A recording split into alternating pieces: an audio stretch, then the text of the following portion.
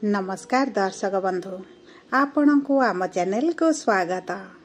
आमर आज भिडियोटी मेष राशि व्यक्ति विशेषक बहुत गुरुत्वपूर्ण रही। सेथिपाई आपण धैर्यर सहित यही भिडियोटी को शेष पर्यंत देखंतु। आपणकर व्यस्त बहुल समय मध्यरु 10 मिनिट समय आपण निज पाई दियंतु। निज भविष्यत विषय रे जानतु। देखंतु एही भिडियो रे आपण सेही 6टी भविष्यतवाणी विषय रे जानिबे जहा 2025 ओडिया नूतन पांजी अनुसार घटिबा को जाउछि एवं ग्रह मानकर गोचर अनुसार आपणक जीवन रे निश्चित घटिबो एवं आपण लेखि रखंतु एहा संपूर्ण सत्य अटे। आपणक जीवन रे 2025 एवं 2026 रे एही सबु तारीख गुड़िकरे गुरुत्वपूर्ण घटना मान निश्चित घटिबो जहा आपणकर भाग्य एवं भविष्यत को परिवर्तन करिबो। सर्वप्रथमे जानि रखिबा अत्यंत आवश्यक जे आपणकर जन्म कुंडली भिन्न भिन्न होइथाए एवं पूर्व जन्मर कर्म अनुसारे एही जन्मर कुंडली प्रस्तुत होइथाए। सेथिपाई आपणक कुंडली अनुसारे आपणक जीवन रे जहा घटिबार थिबो ताहा निश्चित घटिबो, किंतु धर्मशास्त्र एवं ज्योतिष शास्त्र साहाय्य रे आपण भविष्यत रे हेबाकु थिबा घटना विषय रे आगरु जानि परिबे एवं प्रतिकार मध्य करी आपण बड़ घटना को छोट करि परिबे। ता सहित देखंतु ग्रह मानकर गोचर जहा समस्त ब्रह्मांडर गोचर करुछंती से माने आम समस्तक जीवन रे बड़ प्रभाव पकाई थांती। किछि ग्रह मानकर गोचर राशि परिवर्तन आम मानकु शुभ शुभ फल देबा पाई प्रतिज्ञाबद्ध होई थांती एवं किछि ग्रह मानकर गोचर अशुभ फल मध्य प्रदान करि थांती। सेथिपाई एही 2025 रो नूतन पंजिका अनुसार आपण देखिबे आपणक जीवन रे बड़ परिवर्तन आसीबो, किंतु परिवर्तन खराब ना भल रहिबो जानिबा पाई आपण भिडियोटी को शेष पर्यंत देखंतु।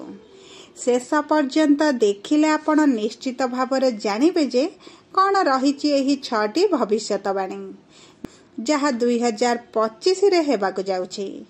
किंतु भिडियोटी आरंभ करिबा पूर्वरु जदि आपणकर भी मेष राशि होइथाए एवं आपण भी ईश्वर को आंतरिक भक्ति एवं विश्वास करंती तेबे भिडियोटी को लाइक करंतु एवं कमेंट बॉक्स रे जय जगन्नाथ जय मां लक्ष्मी अवश्य लिखि दियंतु एवं ता सहित आपणक मन रे जहा भी प्रश्न रहिछि जहा भी द्वंद्व रहिछि आपण कमेंट बॉक्स रे पचारि पारंती।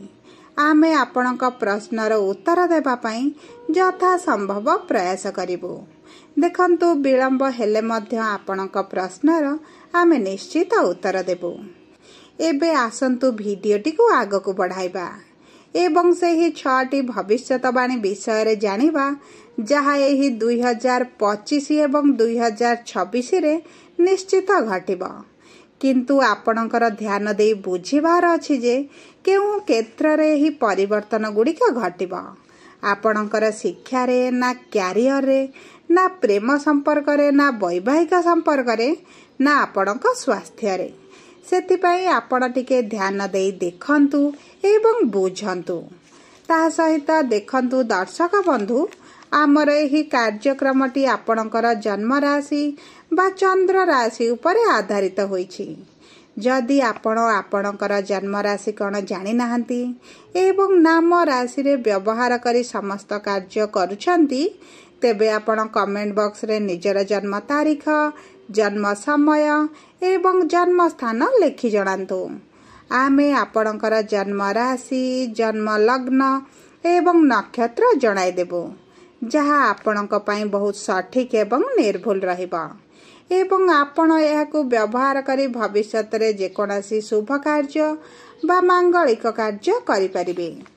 ता सहित देखंतु एही 2025 वर्ष रे आपणकर शनिकर 7.5 मध्य आरंभ होईची।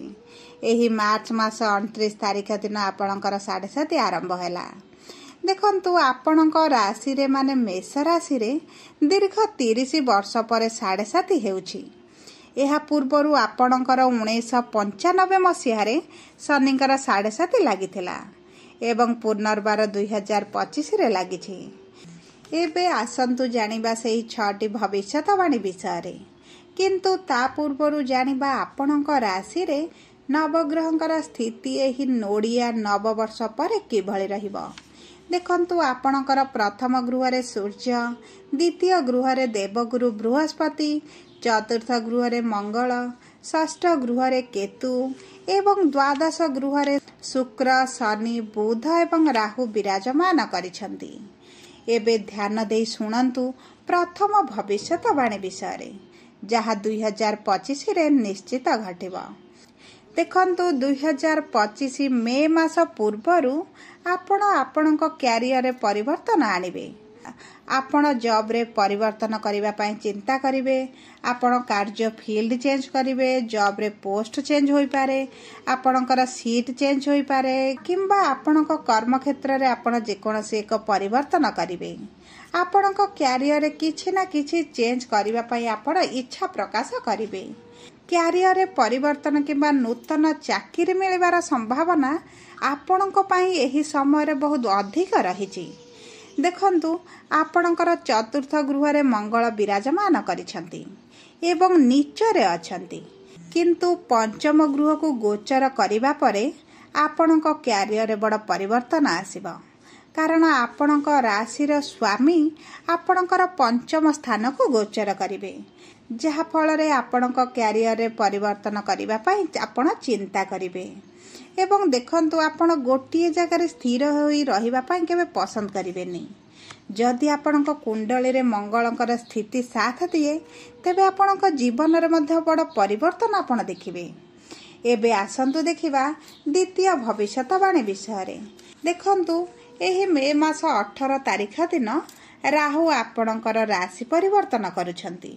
आपणक द्वादश गृह रु एकादश गृह को गोचर करिवे, जहा फल रे अटकी थिबा धन आपण को मिल जिवो। आपण जदि ट्रेडिंग किंबा शेयर मार्केट, स्टॉक मार्केट किंबा अलगा कोनोसी योजना रे जदि आपण अर्थ विनियोग करिसंती आपणकर लाभ हेबो एवं आकस्मिक भाव रे आपण को लाभ मिल पारे। मने रखंतु एही मे मास 18 तारिख परे आपण को निश्चित लाभ मिलिबो। आपण जेउथिरे भी अर्थ विनियोग करिसंती आपण को निश्चित लाभ मिलिबो। आपण पूर्वरु जदि जागा किनिछंती, घर किनिछंती किंबा कोनोसी मूल्यवान काम रे अर्थ विनियोग करिछंती आपण ताहले लाभ निश्चित भाव रे पाइबे एवं सही जागा घर को आपण व्यवहार करिबा मध्य आरंभ करिवे। सहज भाषा रे आपण जानंतु जे आपणकर आर्थिक स्थिति रे बड़ सुधार आसीबो। एबे आसंतु जानिबा तृतीय भविष्यवाणी विषय रे। देखंतु दर्शक बंधु, एही ओडिया नववर्ष 2025 एप्रिल मास परे आपणक पई एक एमिति वर्ष रहिबो जेहु वर्ष रे आपण आपणकर स्वप्न बा अभिलाष को पूर्ण करिवे। आपण एही वर्ष कोनोसी गाड़ी बा प्रॉपर्टी रे मध्य डील करि पारंती एवं एहा आपणकर मे मास 18 तारिख परे हेबो एवं आपण एहा निश्चित भाव रे पूर्ण करिवे। एहा छोट लेवल रे हेउ किंबा बड़ लेवल रे हो, किंतु एही 2025 ओडिया मास आरंभ अनुसार आपण किछि ना किछि निश्चित काम करुथिबार देखा जिवे। आपणक पई एही वर्षटी उन्नतिर वर्ष, आगकू बढ़िबार वर्ष एवं स्वप्न पूर्ण करिबार वर्ष मध्य हेबो। आसंतु एबे जानिबा चतुर्थ भविष्यवाणी विषय रे। किंतु आपण टिके ध्यान दे एही भविष्यवाणी टिके सुनंतु। देखंतु कर्म फलदाता न्यायर देवता शनि आपणकर द्वादश गृह को एही मार्च मास 29 तारिख दिन आसिछंती एवं एही द्वादश गृह रे बक्री मध्य हेबे। एहार अर्थ हैला आपणक स्वास्थ्य रे विशेष भाव रे जत्न नेबार आवश्यकता रहिछि।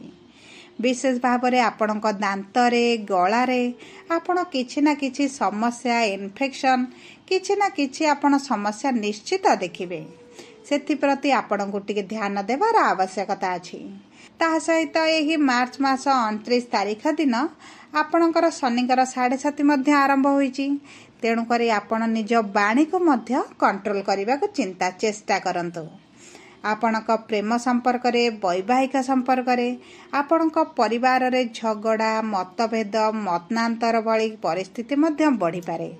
सेतिपई आपण भाबी चिंती कथा कहिबार आवश्यकता अछि एवं तरबर रे बा राग रे कोनोसी निष्पत्ति नियंतु नाही। ता सहित देखंतु मार्च मास 29 तारिख दिन शनि आपणकर द्वादश गृह को आसीछंती माने आपणकर ट्रैवलिंग मध्य बढ़ी जिवो। आपणकर ट्रैवलिंग साथी रे खर्च भी बढ़ी जिवो, दायित्व बढ़िबो, जेउंथिपई आपण अधिक चिंता करिबा आरंभ करिवे, टेंशन रे रहिबे। सेतिपई आपणको किछिटा सहज और सरल उपाय मध्य वीडियो शेष रे कुहा जिवो, जहाकू आपण पालन करिबा अत्यंत आवश्यक। एबे आसंतु जानिबा पंचम भविष्यवाणी विषय रे। देखंतु देवगुरु बृहस्पति आपणकर द्वितीय गृह रे विराजमान होइछंती एवं मे मास 15 तारिख रे आपणकर तृतीय गृह को आसीबे, जहा फल रे तांकर सप्तम दृष्टि आपणकर नवम गृह को रहिबो, आपणक भाग्यर गृह को रहिबो एवं जहा फल रे आपण देखिबे आपणक पिता जदि किछि रोग ऋण शत्रु कोर्ट कचेरी रे फसिके अछंती तेबे धीरे धीरे तांका प्रॉब्लम सॉल्व होबा आरंभ हेबो। एही सब समस्या रु बाहर को आसीबा पई ताको किछि ना किछि रास्ता निश्चित मिलिबो। तांको व्यवसाय रे जदि किछि समस्या थिला सेतिर मध्य से मुकुळे जिवे एवं एही गुरुंकर राशि परिवर्तन आपणकर पंचम गृह को तृतीय दृष्टि देबे। जो दंपति माने संतान प्राप्ति को नहीं समस्या रे थिले एवं संतान प्राप्ति होई पारु नथिला, एही समय मध्य संतान प्राप्ति हेबार बहुत अधिक संभावना अछि। आपण जदि आपणक कर्म करंती डाक्तरंग सहित परामर्श करंती तेबे आपणकु निश्चित संतान प्राप्ति होई जिवो। जो नवविवाहित दंपति माने संतान प्लानिंग पई चिंता करूचंती से माने ही मे मास 15 तारिख पर जदि संतान पई प्लानिंग करंती से मानको निश्चित भाव रे संतान प्राप्ति हेबार योग रहिछि। एबे आसंतु जानिबा षष्ठ बा अंतिम भविष्यवाणी विषय रे। देखंतु शिक्षा पाई एही वर्ष बहुत भल रहिछि, काहेकि ना शनिंकर द्वादश गृह को जीवा माने तांकर दृष्टि आपणकर शिक्षा घरु हटि जिवो, जहा फल रे आपणकु शिक्षा को नै जे समस्या रहउतिला ताहा कम होई जिवो। ता सहित देखंतु आपणकर पंचम गृह को केतु आसीबे माने आपण उच्च शिक्षा पई एडमिशन करिवे, आपण गवर्नमेंट जॉब पई फॉर्म फिलअप करिवे, आपण इंटरव्यू देबे, एंट्रांस देबे, आपण आपणक पाठ पढ़ा को आगो को बढ़ाबा पई मध्य चेष्टा करिवे एवं एही ओडिया नव वर्ष रे आपण निश्चित आपणक शिक्षा क्षेत्र रे बड़ सफलता पाइबे।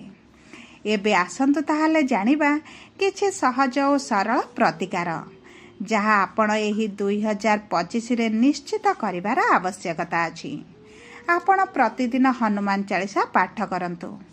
ता सहित आपणकर 7.5 आरंभ होईछि माने आपण शनिकर बीज मंत्र मध्य जप करंतु। पक्षी को खाद्य पानीय देवा आरंभ करंतु, आपणको शुभ फल मिलिबो। जदि आपणकर मेष राशि होइथाए तेबे भिडियोटी किभଳି लागला कमेंट बॉक्स रे लिखि जणातु। जदि आपणक प्रिय जनकर मेष राशि होइथाए भिडियोटी तांको सह शेयर करंतु। जदि प्रथम थर आपण आम चैनल को आसीछंती तेबे चैनल टी को सब्सक्राइब करंतु, पाखरे थिबा बेल आइकन को प्रेस करंतु। धन्यवाद।